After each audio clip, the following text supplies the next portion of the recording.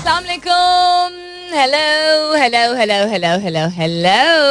and good morning. Subah bakhair, khushamdeed, and welcome back to the धांसूदार तरीन show in Pakistan, जिसका नाम होता है coffee mornings with Salmeen Ansari. Salmeen Ansari मेरा नाम और मैं आपकी खिदमत में हाजिर जनाब. Present boss. 3 तारीख है आज मार्च की, तो इट्स 3/3/2003. फ्राइडे का दिन है, जुमे का मुबारक दिन है, तो जुमा मुबारक to all those people who observe it. I hope you guys are doing very well this morning और night time, whatever time zone you are in. और बहुत बहुत सारी दुआएं आप सबके लिए. अल्लाह ताला सबके लिए आसानियां अता फरमाए. आमीन सुम्मा आमीन. 25 मिनट आई वाज वेटिंग, इसलिए वेटिंग बिकॉज ये इसीलिए कहते हैं ना, there is no such thing as over communication. तो कम्युनिकेट फॉर सम रीजन ये किया गया था कि शायद मैं आज यहाँ से शो नहीं करूंगी, मैं जा रही हूँ वापस, लेकिन नहीं. सो वो सिस्टम सारा and ad breaks and everything वो सारी एडजस्ट होनी थी. बिकॉज फॉर एग्जाम्पल अगर इस्लामाबाद से कर रही होती शो आज, तो वहाँ से सारा मटीरियल चलना था, या नहीं शो कर रही होती तो भी वहाँ से या यहाँ से something of the sort. Anyhow, so मैंने सब्र तहम्मुल के साथ इंतजार किया. 5 मिनट वो अदील अपना कर रहे थे इंस्टाग्राम लाइव. वहाँ आई थिंक एक नॉट इनडायरेक्ट तरीके से उनके भी फैन से कुछ बात हो गई. कॉमन कुछ फैंस हैं, हेलो आए हो गया, बिस्किट खा लिया, कोई मसला नहीं. The reason why I am saying this is that some things are not in your control. हम सब अक्सर ऐसी चीज़ों का एक दूसरे को भाषण देते हैं जो कि हम नहीं अप्लाई कर रहे होते. तो बेहतर होता है कि इंसान जिस तरह फॉर एग्जाम्पल को कहते हैं ना, यार मुझे झूठ बिल्कुल पसंद नहीं, झूठ बोलना बड़ी बुरी बात है, मैं कभी नहीं झूठ बोलता.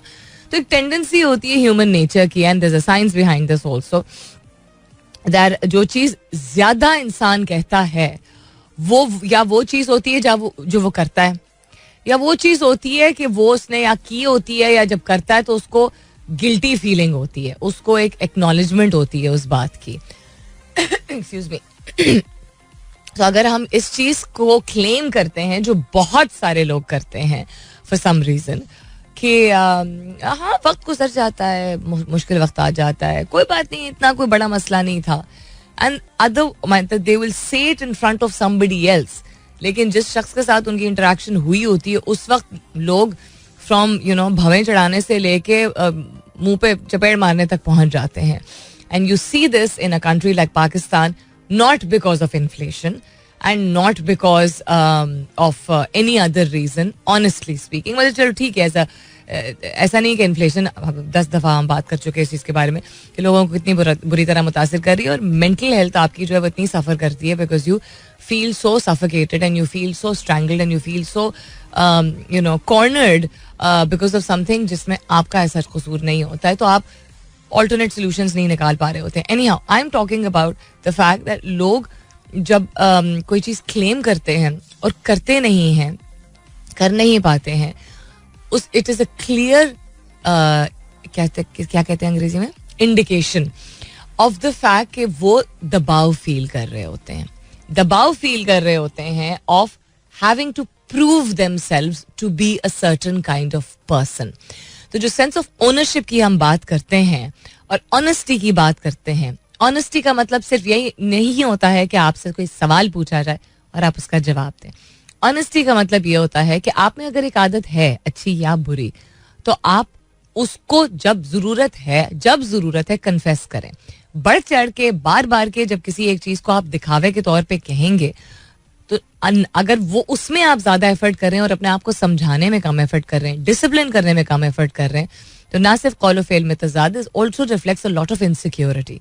सो if you are not an insecure person, please don't go around propagating कि ऐसा होना चाहिए और वैसा, हाँ बिल्कुल ये तो कोई बड़ी बात ही नहीं है, and then actually getting very angry because आप अपने आप को नुकसान पहुंचा रहे हैं at the end of the day. What's happening around the world? What a match last night. मुझे तो बहुत मजा आया, नॉट बिकॉज मेरी कोई अफिनिटी नहीं है क्वेटा ग्लैडिएटर्स से. There's so many members of that team who I'm very fond of also, but the team has not come together as a team in literally any match at all. क्या हो रहा है? Update, अच्छा update कर लो. मैं चूहा हिल रहा था साथ से. At all. तो वो थोड़ी एक ऑब्वियसली डिसअपॉइंटिंग सी चीज है, बट उन्होंने जितना दबाव डाला एंड शाहीन शाह अफरीदी की टीम ने जिस तरह बाबर की टीम ने, मतलब कैप्टन के नाम से आप रिकग्नाइज करते हैं ना, परसों वाला मैच बाबर की टीम ने और कल वाला मैच शाहीन की टीम ने, you could see that there's a strategy and you could see कि इसके बावजूद कि इतने pressure points थे उनके पास शुरू में, they did not get any wickets, right? And the best of their bowlers were also having a tough time and then not giving in.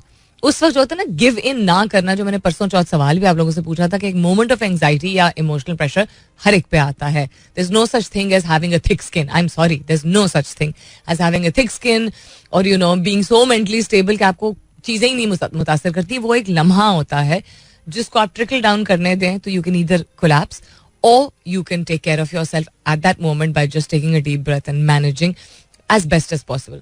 मुझे तो बड़ा मजा आया कल के मैच को. इसलिए भी मजा आया क्योंकि कल बाकी दिन जो एज आई टोल्ड यू कि चलते फिरते जो है वो नज़र पड़ रही थी या फ़ोन पे या टेलीविज़न पे मैचेस की, लेकिन कल का मैच मैं थोड़ा सा तसल्ली से देख सकी बिकॉज आई वाज लाइक एक दो काम जो मुझे करना था मैं सुबह उठ के कर लूँगी, यूजुअली मैं करती नहीं हूँ. Any how what's happening around the world. इसके अलावा PSL के अलावा काफ़ी कुछ हो रहा है. Government swallows last bitter pills to keep IMF sweet.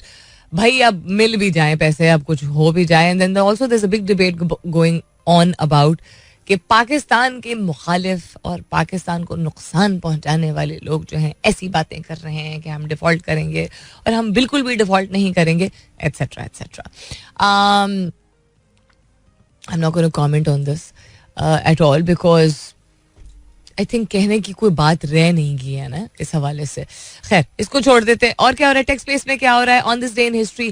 3 मार्च को क्या हुआ था उसके हवाले से बात करेंगे. अगर स्पेस से रिलेटेड कोई इंटरेस्टिंग न्यूज़ हो तो वो भी ज़रूर शामिल करेंगे. लेकिन इसके बाद मुझे बता दे, मुझे यहाँ से ऐड चलाना है, वहाँ से चूहा हिला दे माउस अगर यहाँ से चलाना है. हाँ यहाँ से चलाना है, ठीक है, ओके. फिलहाल के लिए good morning Pakistan. Alright then, what's happening around the world? Let's continue to have a look and see. Usama अंग्रेजी गाना लगा दें बॉस. नीचे तो नहीं होगा ना यहाँ पे. हाँ अंग्रेजी गाना लगा दे. The question that I am asking you this morning is related to, मुझे लगता है कि लोग अपने छोटे छोटे तजर्बे जो हैं वो जरूरी नहीं कोई बहुत बड़ी चीज़ हो, अगर शेयर करें दूसरे लोगों के साथ, कोई मौका ऐसा हो या आपको पता चला अच्छा कोई और शख्स उस तरह की सिमिलर चीज़, मिलती जुलती चीज़ करने वाला है या देखने वाला है एक्सेट्रा, तो नॉट के you making it about your self. आप अपने तजर्बे को नहीं उसके ऊपर मुसल्लत कर रहे हैं, लेकिन अगर आपने कोई चीज़ ऑब्जर्व की होती है तो आप बेहतर तरीके से मतलब उसकी मदद कर सकते हैं कि वो बेहतर तरीके से उस चीज़ को निभा सके. क्या आप इस बात से एग्री करते हैं कि आपको जब पता चलता है कि कोई सिमिलर सिचुएशन से गुजरने वाले, बिकॉज बहुत सारी ऐसी चीज़ें होती हैं जो हम तकरीबन सारे लोग ही उससे गुजरते हैं. छोटी छोटी चीज़ें होती हैं, किस सतह पे होती हैं, किस उम्र में होती हैं, कहाँ होती हैं, कैसे होती हैं, वो वेरी कर सकता है, बट इंसिडेंसेस आर सिमिलर. तो do you think one should be proactive about this और do you think you should let people learn on their own? खुद लोग सीखें, बताने की नहीं जरूरत है, इसलिए नहीं क्योंकि आप कुछ छुपा रहे हैं, इसलिए क्योंकि आप समझते हैं कि उसकी अपनी जर्नी होगी या कोई भी और वजह हो सकती है. हैशटैग कीजिएगा अपने जवाब को coffee mornings with excuse me Salmeen के साथ. You can continue tweeting on my Twitter handle, that's with an SULMEEN. अच्छा जी, मैं किस तरह का मैं मिसाल भी देती हूँ, मैं किस तरह की बात कर रही हूँ.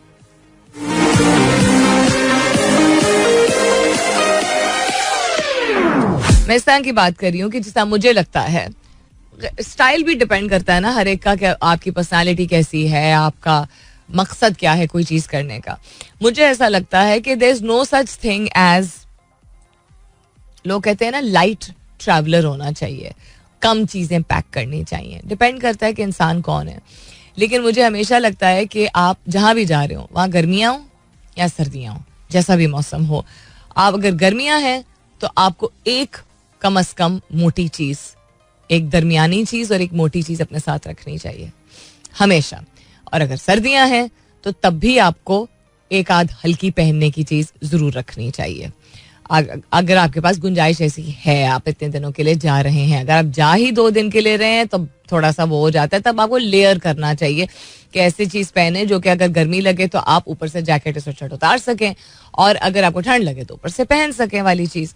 हमेशा ऑलवेज आई फील कि फॉर एग्जाम्पल अगर आप कैलकुलेट कर रहे हैं कि आपको 6 दिन के लिए 6 कपड़े चाहिए क्योंकि धुलाई का टाइम नहीं होगा, फर्ज करें, क्योंकि अगर आप सर्दियों में हो या गर्मियों में हो, अगर आप पूरे दिन एक कपड़ा पहन रहे हैं तो अगले दिन फिर वो नहीं इतना पहना जाता. कुछ लोग जो है वो समझते हैं कि ठीक है चले कोई बात नहीं. तो आपने फर्ज करें कि 6 दिन के लिए 3 कपड़े या 6 कपड़े जिस तरह की भी आपकी पर्सनालिटी रखें.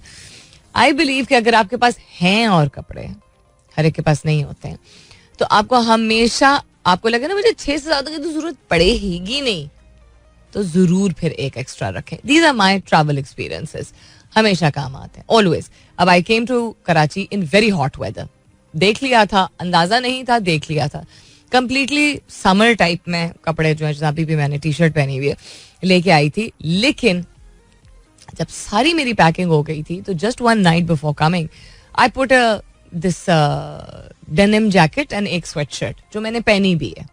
एक दिन मैंने डेनिम जैकेट पहनी थी क्योंकि मैं काम से निकल रही थी, एंड एक दिन मैंने स्वेट शर्ट पहन के मैं यहाँ आई थी क्योंकि उस दिन बहुत हवा चल रही थी सुबह को. So it helps because I know my body के यू नो एकदम ठंड, एंड देन एसी तो वैसे ही दफातर में ऑन है.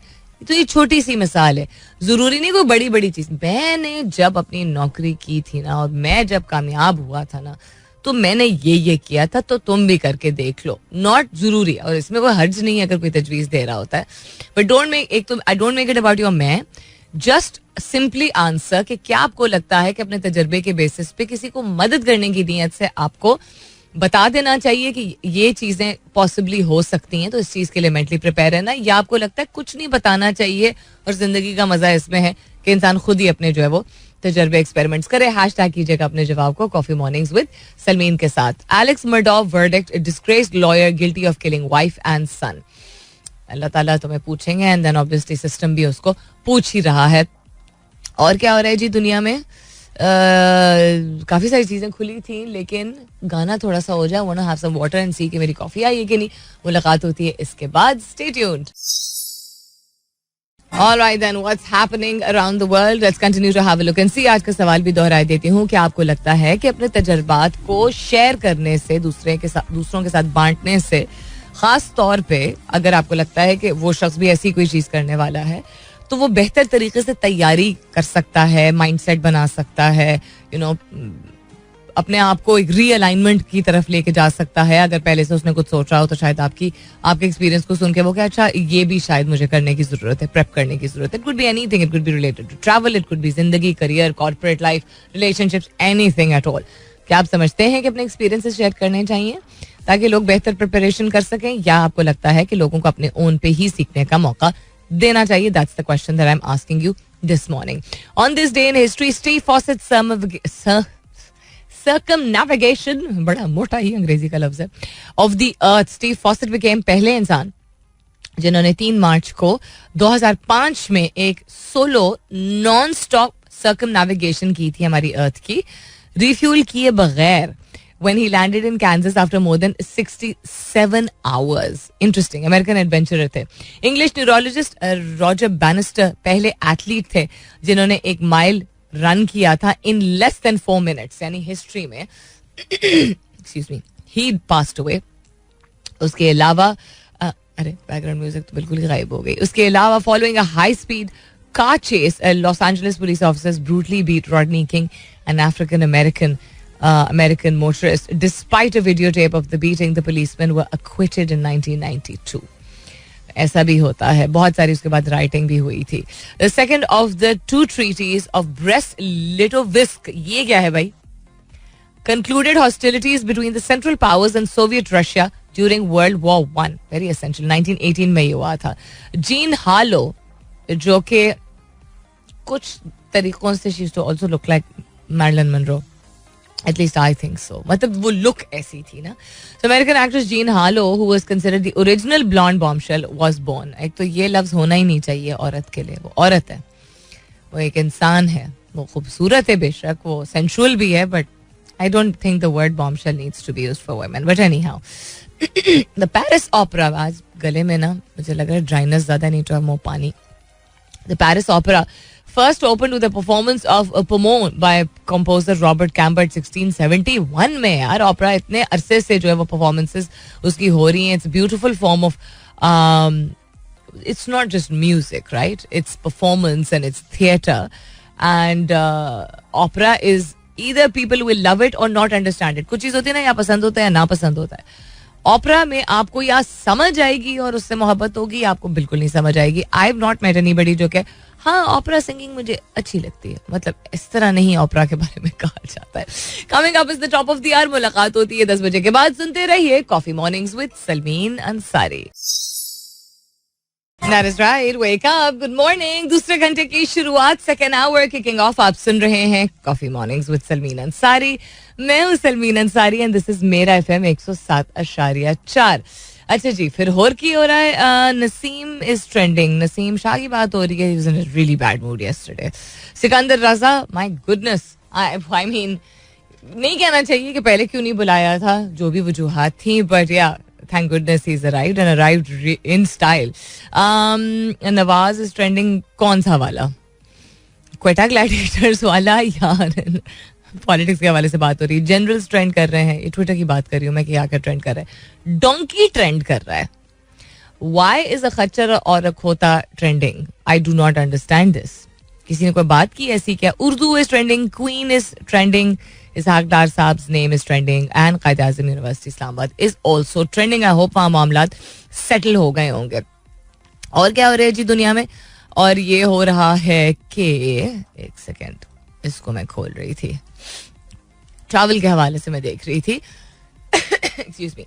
अ blouse that unites south east Asia. कभी ऐसा सुना है आपने? It's a very interesting article. एक पहनावे का एक हिस्सा, ऊपर का ब्लाउज, जो कि साउथ ईस्ट एशिया जो है उसको कनेक्ट करता है. लोग समझते हैं, जिनको नहीं या तो बाखबर नहीं होते हैं या उतना मुताला नहीं किया होता है, जनरल इम्प्रेशन बिल्कुल जिस तरह अमेरिका में काफ़ी सारे लोग समझते हैं कि अफगानिस्तान, पाकिस्तान, इंडिया, मतलब ये सब मिलती जुलती ही कोई चीज़ें हैं.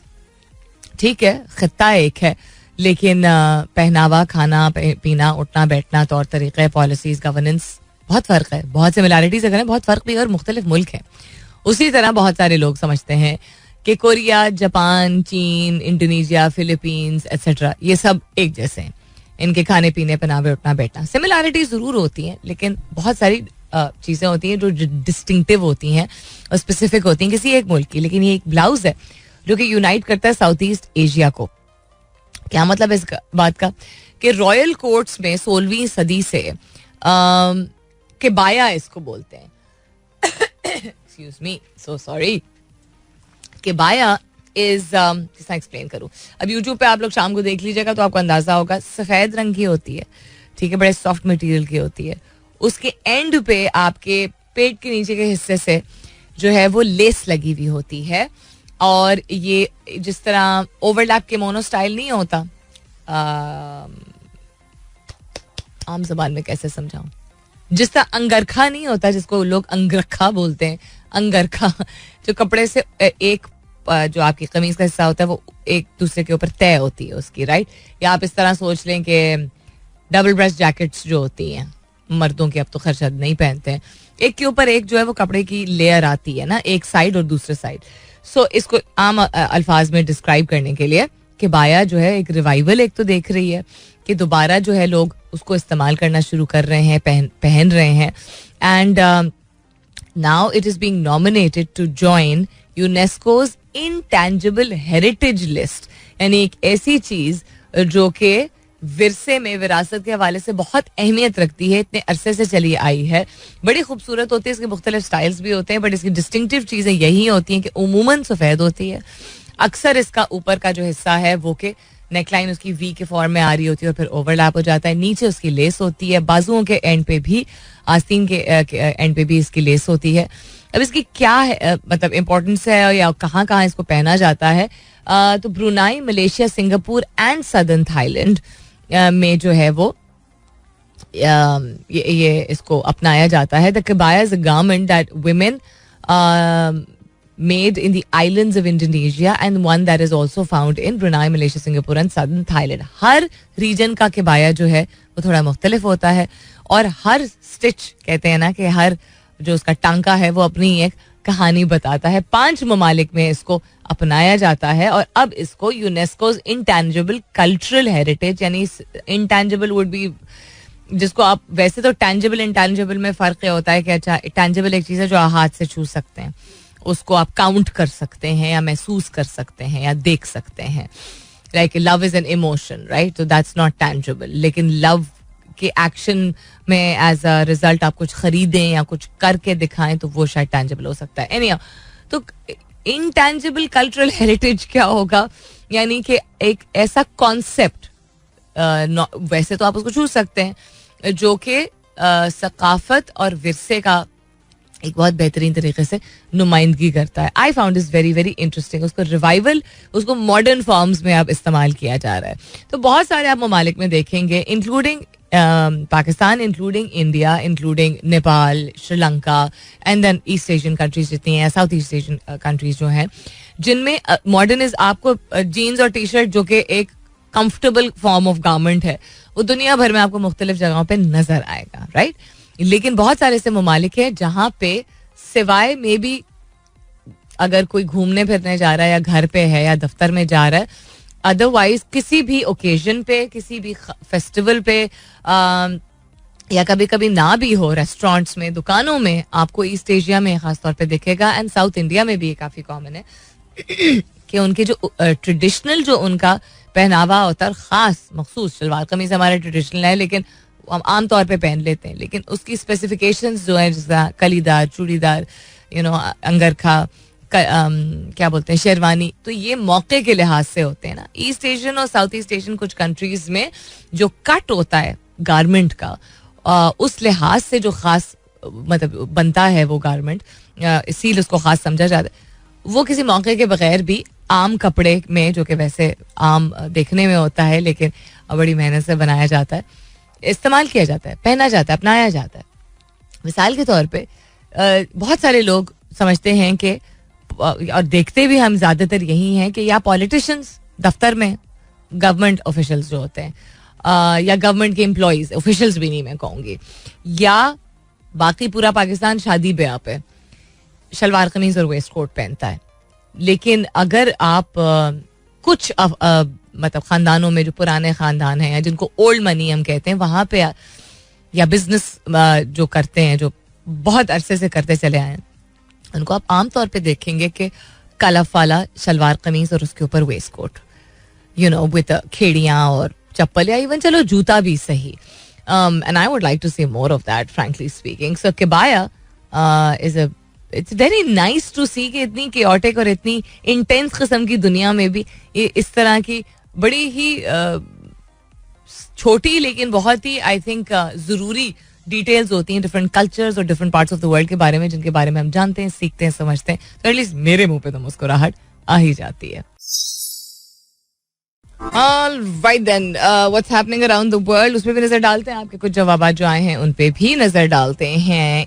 And I'm feeling and I think maybe looking also a little sleepy. Looking का तो खैर फर्क नहीं पड़ता है और ना पड़ना चाहिए, लेकिन feeling a little not sleepy but just मीठी थकान नहीं जिसको वो. मुसाद मुस्कान कहती है, good morning, I think one should get better through experiences. So if we want to make people aware from before, they think we are becoming over smart while we want to teach them, not learn them. Mossad, teach them would be the correct word. ये आपकी बात वैसे बिल्कुल ठीक है कि कभी कभी लोग लगता है कि अपनी बात आप कर रहे हैं या ज्यादा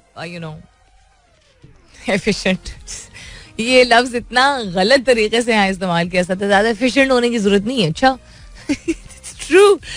AB42 कहते हैं, good morning, yes others experiences is a learning but most of the time one tends to waste the situation and may learn through the hard way. कि अगर कोई समझा भी देता है तो दूसरा शख्स जाया कर देता है. बट वंस एक्सपीरियंस मे और may not benefit others in the same situation, but I do pay heed to others' experiences and learn. ठीक है, तो I guess that vary करता है person to person. What else is happening around the world? कहाँ गया भाई?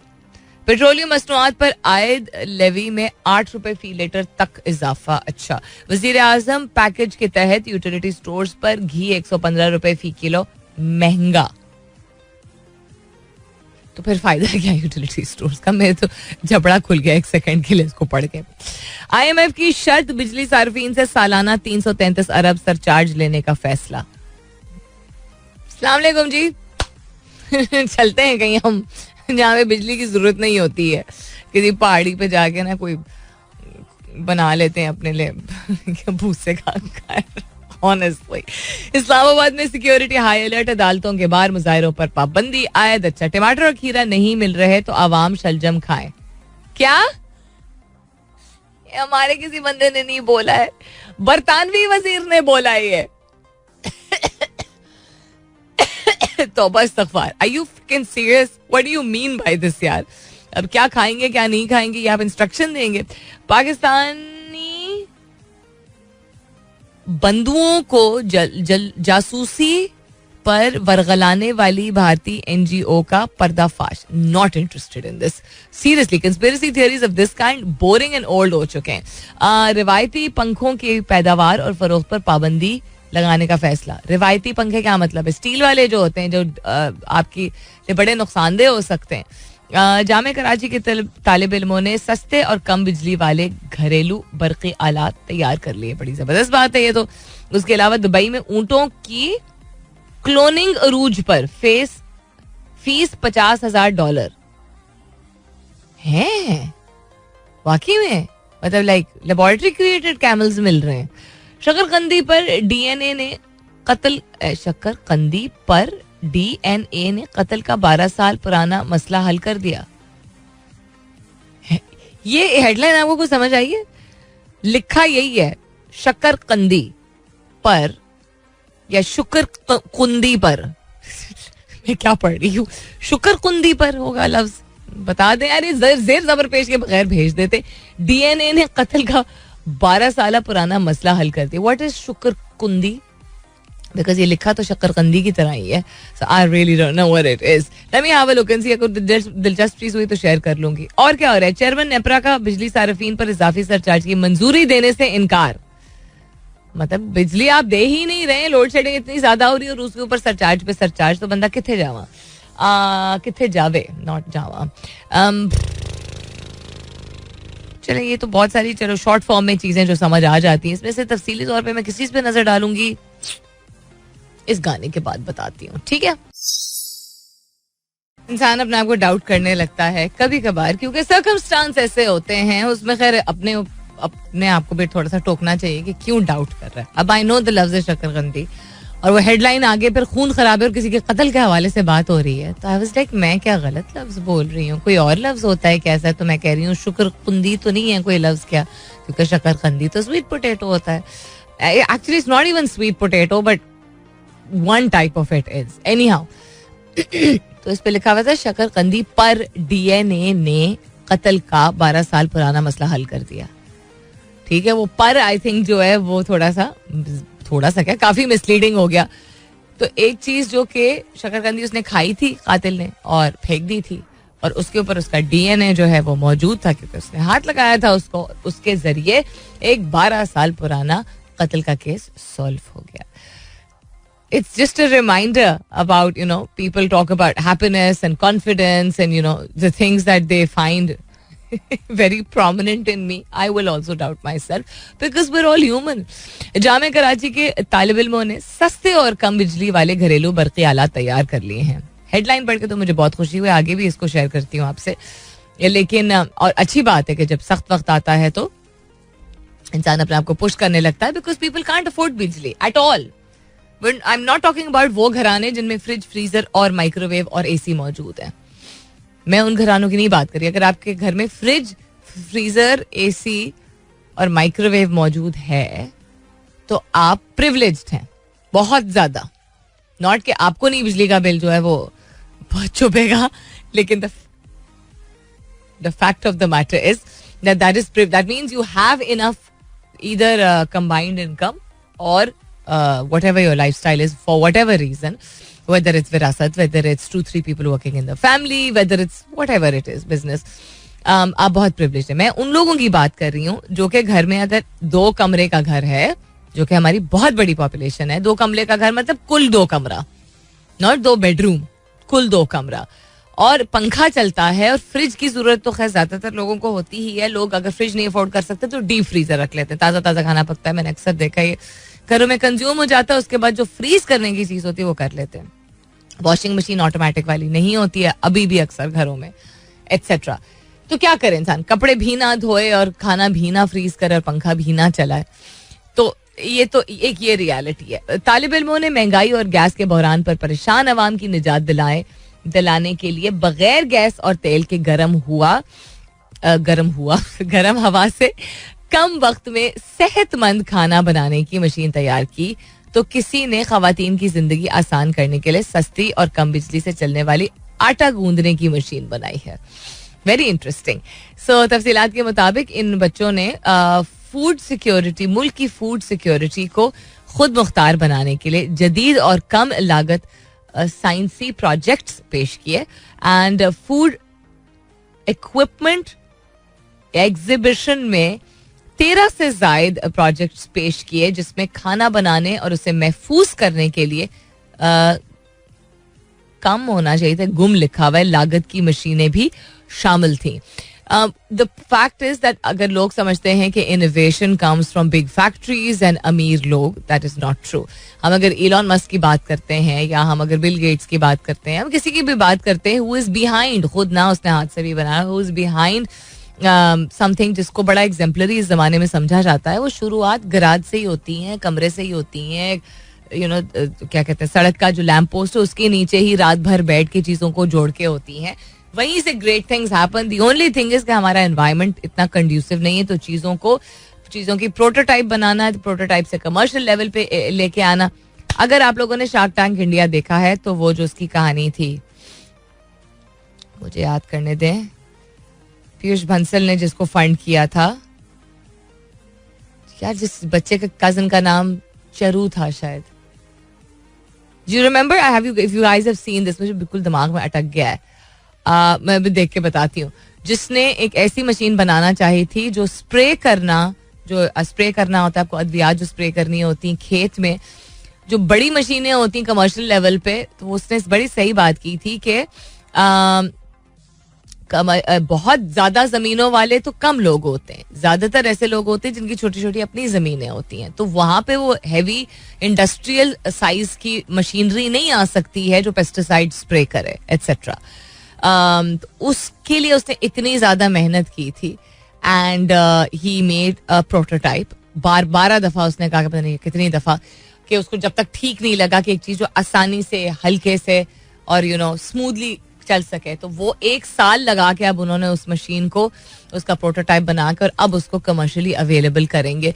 तो conducive environment होना. बच्चे तो बहुत सारी चीजें ईजाद करते हैं, नौजवान भी बहुत सारी, मतलब बच्चे मीनिंग नौजवान जो है वो बहुत सारी चीजें बनाते हैं. We need people to be bothered about investing. मैं again my love for startups and entrepreneurship, इतनी दफा हर तीसरे चौथे दिन मैं कुछ शेयर कर रही होती हूँ कि ये नई चीज आई, ये नई कंपनी आई, ये स्टार्टअप आया, इसने फंडिंग ली एक्सेट्रा. लेकिन इन्हीं से मुझे शिकायत इस बात की होती है कि सिवाय गिन के मतलब फिंगर टिप्स पे आप गिन सकते हैं कि कौन से स्टार्टअप्स या एंटरप्रेन्योर्स हैं. बिग बिजनेसेस को तो आप छोड़ दीजिए अगर वो ये नहीं करते हैं, जो कि परवाह करेंगे मुल्क के मफाद की. हम बात करते हैं, टॉकिंग अबाउट द मुल्क is going down the drain. तो मुल्क की डेवलपमेंट आप उस वक्त क्यों वेट कर रहे हैं कि गवर्नमेंट आएगी, कोई ऐसी स्टेबिलिटी आएगी तो आप मेहनत करेंगे. अब अगर आप अपना बिजनेस चला रहे हैं या कोई कॉर्पोरेट सेक्टर में आप काम करते हैं, वो भी तो चल ही रहा है ना, तो आप and it's helping some people, जो भी आप प्रोसेसेस या सर्विसेज जो है वो ऑफर करते हैं, तो आप क्यों समझते हैं कि हमारा फर्ज नहीं बनता है? फर्ज बड़ा जरूरी है. हक की हम बात कर जाते हैं कि हम अगर ऐसी चीजों की खबरें हमारे सामने आती हैं तो कोई उसमें इन्वेस्ट करे. रिस्क तो हर चीज में होता है, ठीक है, इन्वेस्ट करें और ऐसी चीज को सामने लेके आए जिससे आम आदमी जो है उसका फायदा हो, वो मुस्तफीद हो सके. आम आदमी स्टेबल होगा तो एक बैकबोन बनेगी. ये याद रखिए, बड़े लोगों से मुल्क नहीं बनता है, आम आदमी से ही मुल्क बनता है. बड़े लोग एटलीस्ट हमारे मुल्क में, ठीक है, ये वो वाला वक्त नहीं है जो पार्टीशन के टाइम पे हुआ था, that the few people with the old money, because the government needed money and they did not have money, gave so much and without any interest. I think they donated a very large amount of money. ये वो वाला वक्त नहीं है, so anyhow, this is just my point of view कि जब innovations की बात आती है पाकिस्तान से, आए दिन हमें कोई ना कोई अच्छी खबर मिलती है. उसको सिर्फ एक कंड्यूसिव एनवायरनमेंट की ज़रूरत होती है. कंड्यूसिव एनवायरनमेंट का मतलब होता है कि एक ऐसा माहौल जहाँ पे उसके पास एक से ज़्यादा ऑप्शंस हों कि लोग उसको इन्वेस्टमेंट उसके लिए उसको उसके प्रोडक्ट को इस काबिल समझें, उसको गाइड करें, उसको प्रोफेशनल्स और एक्सपर्ट्स के साथ लिंक करें ताकि आगे जाके एक ऐसी चीज़ बने वो बिजनेस बन जाएगी, बिजनेसमैन का फ़ायदा भी हो जाएगा. सही अगर दिशा, सही डायरेक्शन अगर दे दी जाए, एंड आम आदमी का बहुत भला हो जाएगा. All right then, it's almost time for me to go. एक तो I hope कि सब खैरियत रहे because आज है जुमा एंड बहुत मुबारक दिन. But I always say this के खैर किसी भी दिन तमाशे हो सकते हैं मुल्क में, लेकिन अल्लाह ताला हम सबको अपने हिफ्ज़ व अमान में रखे और जुमा खैर खैरियत से गुजर जाए. दूसरा ये that I will what will I do कहते कहते मैं भूल गई कि what will I do. I will wrap up the show today by giving you the explanation for why I asked this question. मुझे लगता है कि इंसान जब, जिस मुसरत ने भी कहा कि हम लोगों को अपने तजुर्बों के शेयर करके और चाहते हैं कि लोगों के लिए मददगार साबित हो, तो लोग समझते हैं हम एफिशिएंट हो रहे हैं. कोई क्या समझता है वो, हम चूंकि इंसान है तो इंसान होने के नाते हमें बहुत कर जाती है वो बात. लेकिन अगर आपका मकसद समझाना है, हर वक्त हर चीज़ देखिए कोई नहीं अच्छी लगती ना, तो आप हर वक्त लोगों को समझाएं तो लोग क्या बोलते हैं. टीचर है, लेक्चर है, मुझे कितनी दफ़ा ये सुनने को मिला है, क्या मैंने लोगों को समझाना छोड़ दिया? नहीं. उस शख्स को जिसने ये रिस्पॉन्स दिया हो, शायद उससे मैं किनारा कशी कुछ अरसे के लिए इख्तियार करूं.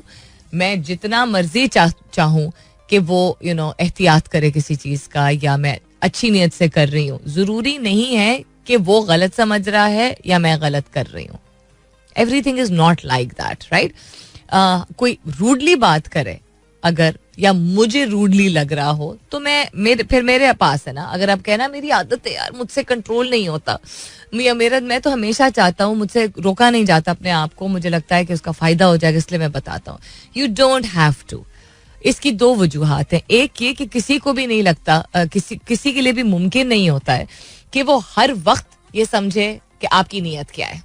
किसी के लिए मुमकिन नहीं होता हर वक्त. अगर आपकी कोई फितरत जानता भी तो इट्स नॉट. और अगर आप हर वक्त तजवीज़ देंगे हर चीज़ के बारे में, why don't you try this. और ये मैं अपने एक्सपीरियंस से कह रही हूँ, क्योंकि I used to be this kind of a person also. अब मैं किसी प्लेटफॉर्म पे बैठी हूँ, या मैं ट्रेनिंग दे रही हूँ, या मैं कोई डिकंस्ट्रक्टेड सेशन या मेंटरिंग सेशन कंडक्ट कर रही हूँ, the things that I do, वहाँ तो मैं दूंगी तजवीज़. लेकिन अगर मैं बैठ के गुफ्तगू कर रही हूँ और कोई बात कहे और मैं उससे रिलेट कर सकूँ, तो या तो कोई बहुत ही करीबी दोस्त हो ना, उसके साथ भी खैर वन शुड नॉट ऑलवेज, लेकिन आप जरूरी नहीं है that you become part of the conversation by telling the person. तो आप सबसे पहले अपने आप को थोड़ा सा दुरुस्त करें. लेकिन अगर कोई सिचुएशन ऐसी है, आपकी अपनी जजमेंट है ना, और आप बताना चाहते हैं किसी को फितरत है या फितरत नहीं है, तो then your focus should be, I think this will be beneficial. उसके रिस्पॉन्स के बाद देन यू कैन डिसाइड कि उस शख्स को दोबारा बताने की नहीं. लेकिन आप दिल बर्दाश्ता मत हो कि आपने किसी और को नहीं बताना है, बिकॉज यू नेवर नो कि किसका क्या फायदा हो जाएगा. अपना बहुत सारा ख्याल रखिएगा. इंशाल्लाह सब खैर खैरियत रही तो कल सुबह 9 बजे मेरी आपकी जरूर होगी मुलाकात. तब तक के लिए this is me Salmeen Ansari signing off and saying thank you for being with me. I love you all and sayonara.